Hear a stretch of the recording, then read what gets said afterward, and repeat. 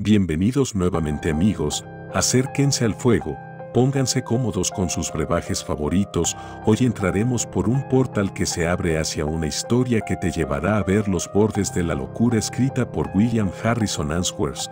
La historia se llama El Castillo de Ainsworth. A finales del año 1655, era el centro de la moda y la alegría. El varón de ese nombre era el noble más poderoso de Alemania y era igualmente célebre por los logros patrióticos de sus hijos y por la belleza de su única hija. La finca de Ainsworth, situada en el centro de la Selva Negra, había sido concedida a uno de sus antepasados por la gratitud de la nación y descendió con otras posesiones hereditarias a la familia del actual propietario. Era una mansión gótica y almenada, construida de acuerdo con la moda de la época en el estilo más grandioso de la arquitectura, y consistía principalmente en pasillos oscuros y sinuosos, y habitaciones abovedadas con tapices, magníficas en su tamaño, pero poco adecuadas para la comodidad privada, por la propia circunstancia de su lúgubre magnitud. Una oscura arboleda de pinos y fresnos de montaña rodeaba el castillo por todas partes y daba un aspecto lúgubre a la escena que rara vez se veía animada por el alegre sol del cielo. Las campanas del castillo repicaban alegremente al acercarse el crepúsculo invernal y el guardián estaba apostado con su séquito en las almenas para anunciar la llegada de la compañía que estaba invitada a compartir las diversiones que reinaban dentro de los muros. Lady Cletilde, la única hija del varón, acababa de cumplir 17 años y se invitó a una brillante asamblea para celebrar el cumpleaños. Los grandes apartamentos abovedados se abrieron para recibir a los numerosos invitados y apenas había comenzado el jolgorio de la velada cuando se oyó el reloj de la torre del calabozo sonar con una solemnidad inusitada y al instante apareció en el salón de baile un alto forastero, vestido con un profundo traje negro. Se inclinó cortésmente hacia todos los lados, pero fue recibido por todos con la más estricta reserva. Nadie sabía quién era o de dónde venía, pero era evidente por su apariencia que era un noble de primer rango, y aunque su presentación fue aceptada con desconfianza, fue tratado por todos con respeto. Se dirigió particularmente a la hija del varón, y fue tan inteligente en sus comentarios, tan animado en sus saltos y tan fascinante en su discurso, que rápidamente interesó los sentimientos de su joven y sensible auditor. En fin, después de algunas vacilaciones por parte del anfitrión, que, con el resto de la compañía, no pudo acercarse al forastero con indiferencia, se le pidió que permaneciera unos días en el castillo, invitación que fue aceptada alegremente. La noche se hizo eterna, y cuando todos se habían retirado a descansar, se oyó la pesada campana que se balanceaba de un lado a otro en la torre gris, aunque apenas había un soplo que moviera los árboles del bosque. Muchos de los huéspedes, cuando se reunieron a la mañana siguiente en la mesa del desayuno, afirmaron que se habían escuchado sonidos como de la más celestial música, mientras que todos persistieron en afirmar que habían oído ruidos horribles, procedentes, según parecía, del apartamento que el extraño ocupaba en ese momento. Sin embargo, no tardó en aparecer en el círculo del desayuno, y cuando se aludió a las circunstancias de la noche anterior, una oscura sonrisa de indecible significado recorrió sus saturninas facciones, para luego recaer en una expresión de la más profunda melancolía.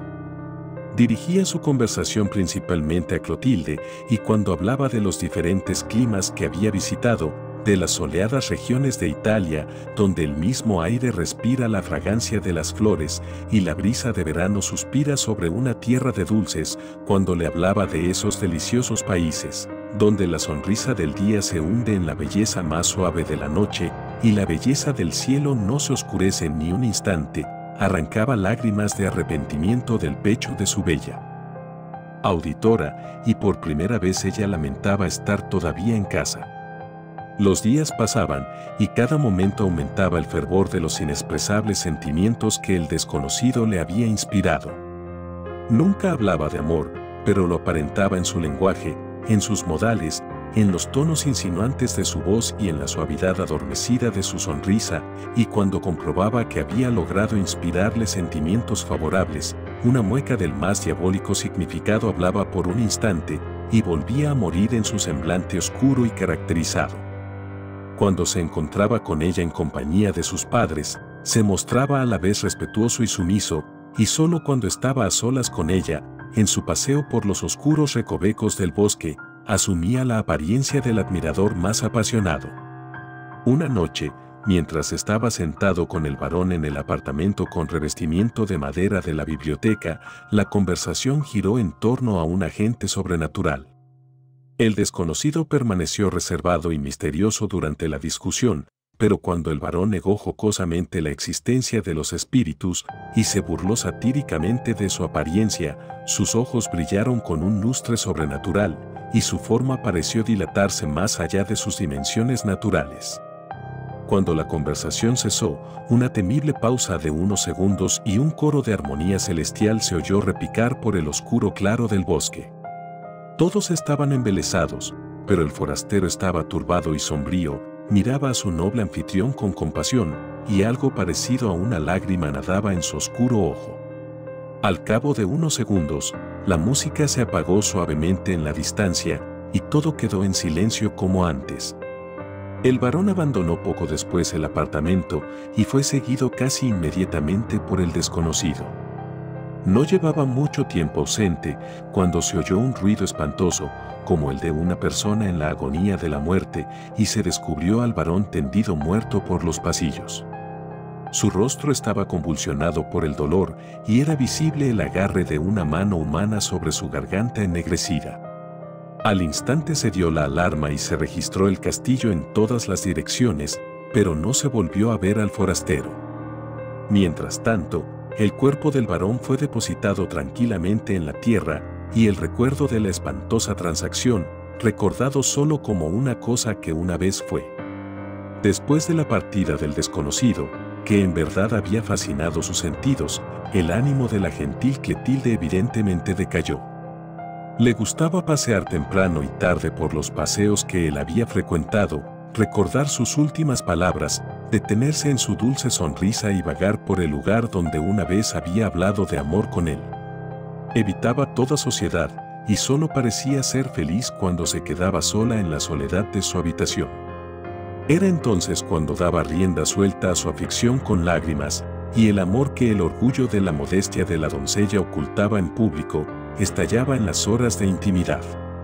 Tan bella, pero tan resignada estaba la bella doliente, que parecía ya un ángel liberado de las ataduras del mundo y preparado para emprender su vuelo al cielo. Una tarde de verano, mientras se dirigía al lugar que había elegido como residencia favorita, un paso lento se acercó a ella. Se volvió y, para su infinita sorpresa, descubrió al desconocido. Se acercó alegremente a su lado y comenzó una animada conversación. «Me dejasteis», exclamó la muchacha encantada, «y creí que toda la felicidad se había alejado de mí para siempre, pero volvéis, ¿y no seremos felices de nuevo? Oh, tengo muchas cosas que contarte y muchas palabras amables que recibir, ¿no es así, dulce? Vamos, dime de verdad, ¿has sido feliz en mi ausencia?» «No». Veo en ese ojo hundido, en esa mejilla pálida, que el pobre vagabundo ha ganado al menos algún ligero interés en el corazón de su amada.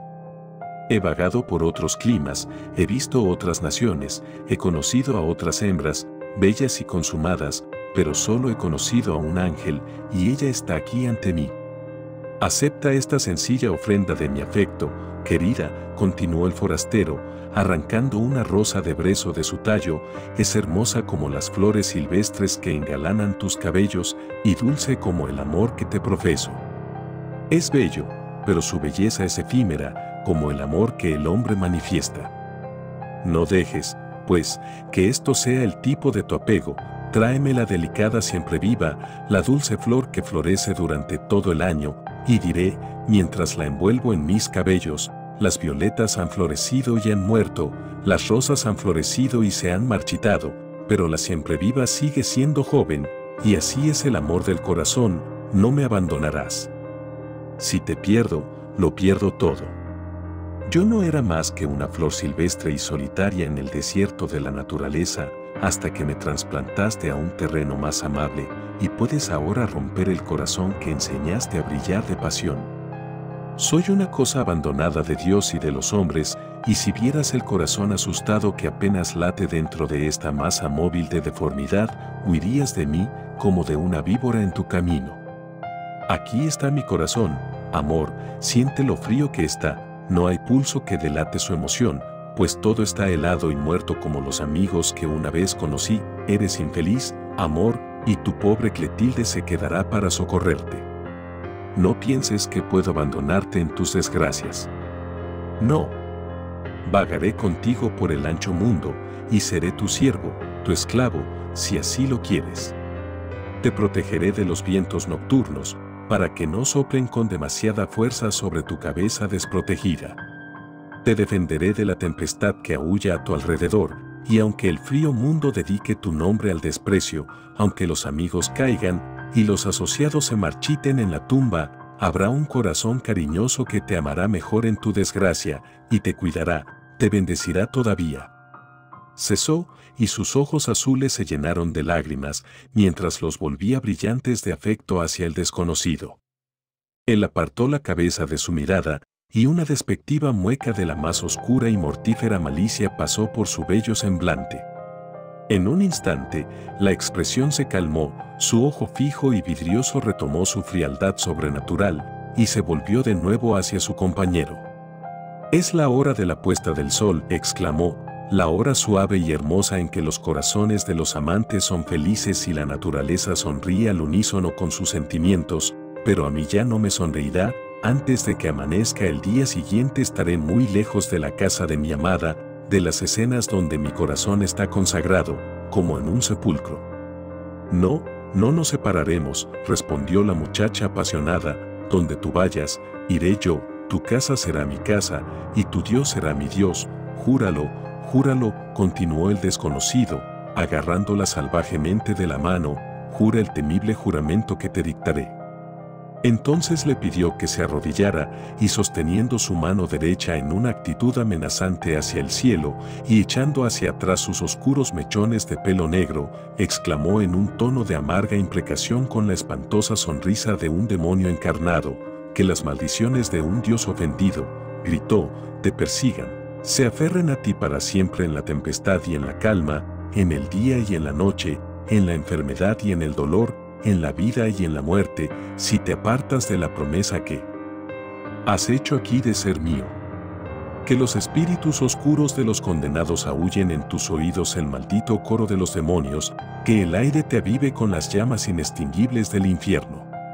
Que tu alma sea como el lazareto de la corrupción, donde el fantasma del placer difunto se asienta, como en una tumba, donde el gusano de 100 cabezas nunca muere, donde el fuego nunca se extingue.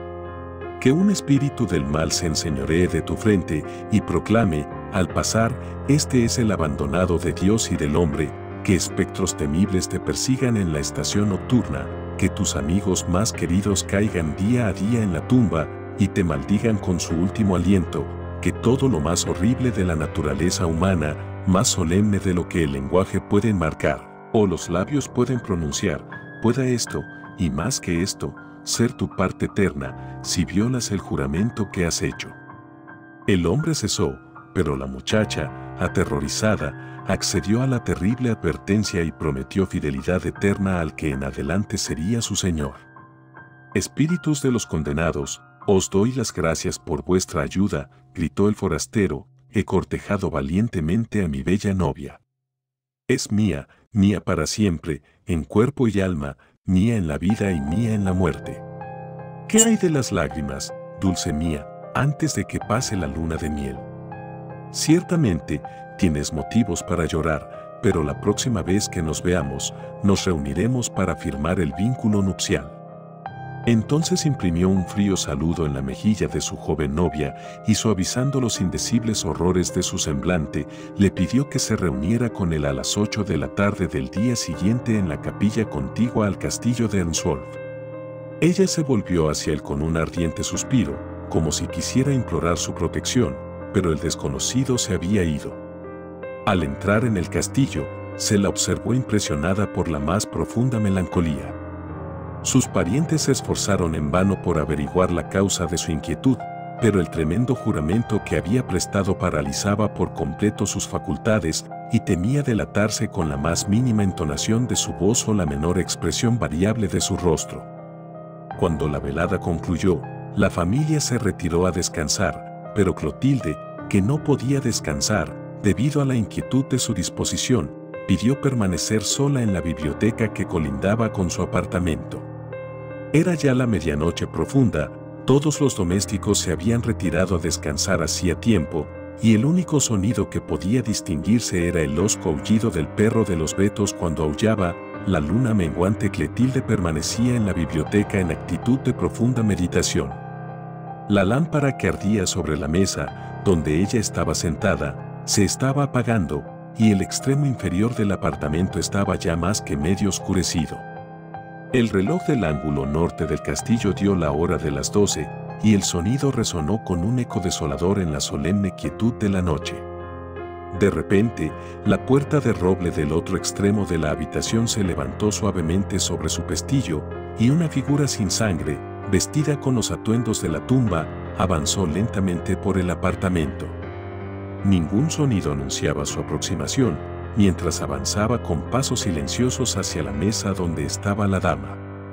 Al principio no lo percibió, hasta que sintió que una mano fría como la de la muerte se aferraba a la suya, y oyó una voz solemne que le susurraba al oído: Clotilde.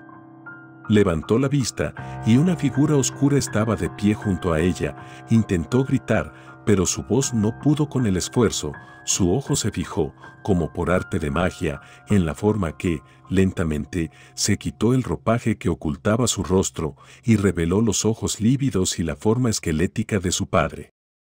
Parecía mirarla con piedad, con pesar, y exclamó afligido: Clotilde, los vestidos y los sirvientes están listos, la campana de la iglesia ha tocado, y el sacerdote está en el altar, pero ¿dónde está la prometida?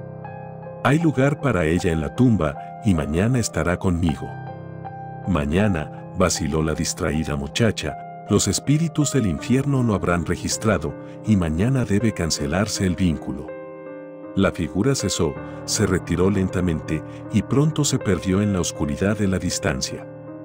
Llegó la mañana tarde, y ya cuando el reloj del vestíbulo daba las 8, Clotilde se dirigía a la capilla.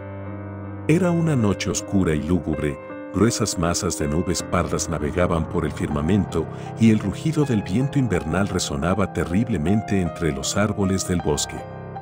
Llegó al lugar señalado, una figura la esperaba, se adelantó y descubrió los rasgos de la desconocida. «Vaya, esto está bien, novia mía», exclamó él, con sorna, «y bien pagaré tu afición. Sígueme».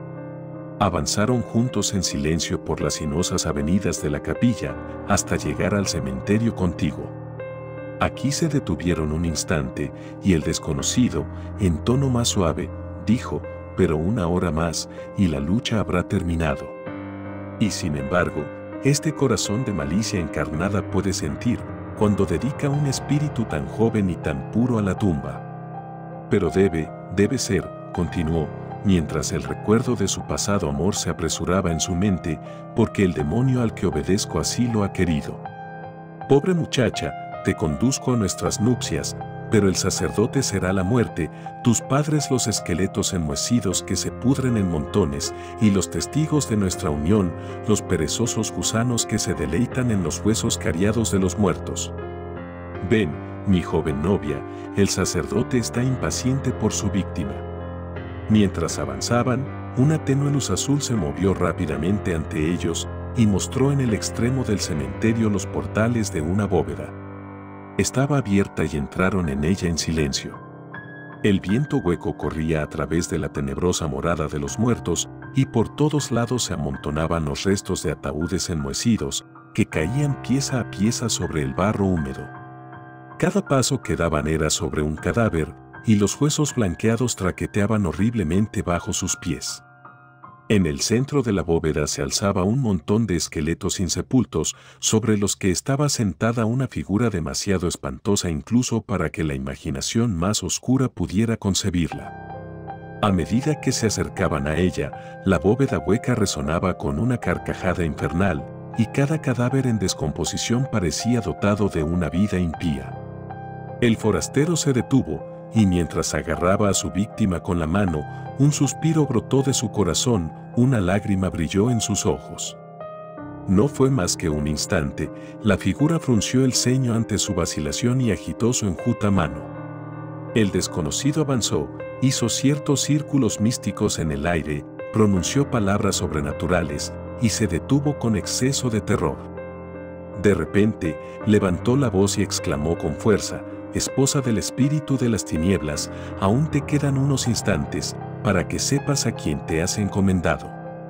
Soy el espíritu imperecedero del desgraciado que maldijo a su Salvador en la cruz». Él me miró en la hora final de su existencia, y esa mirada aún no ha pasado, pues estoy maldito por encima de todo en la tierra.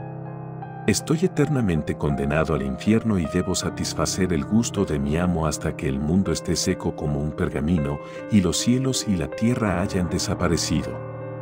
Yo soy aquel de quien habrás leído y de cuyas hazañas habrás oído hablar. 1.000.000 de almas me ha condenado mi amo a atrapar, y entonces mi penitencia está cumplida y puedo conocer el reposo de la tumba. Tú eres la 1.000.000ª alma que he condenado. Te vi en tu hora de pureza y te marqué de inmediato para mi hogar.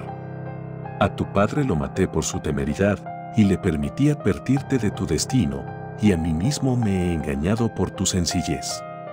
El hechizo funciona con valentía y pronto verás, dulce mía, a quien has unido tu suerte eterna, pues mientras las estaciones sigan su curso natural, mientras los relámpagos brillen y los truenos rueden, tu penitencia será eterna. Mira abajo y ve a lo que estás destinada. Ella miró, la bóveda se abrió en 1000 direcciones diferentes, la tierra se abrió en 2, y se oyó el rugido de las aguas poderosas. Un océano viviente de fuego fundido brillaba en el abismo bajo ella, y se mezclaba con los gritos de los condenados y los gritos triunfantes de los demonios, haciendo que el horror fuera más horrible que la imaginación. 10 millones de almas se retorcían en las llamas ardientes, y mientras las olas hirvientes las estrellaban contra las rocas ennegrecidas de adamante, maldecían con las blasfemias de la desesperación, y cada maldición hacía eco en el trueno que cruzaba la ola. El desconocido se precipitó hacia su víctima. Por un instante la abrazó sobre la vista ardiente, la miró con cariño en el rostro y lloró como si fuera un niño.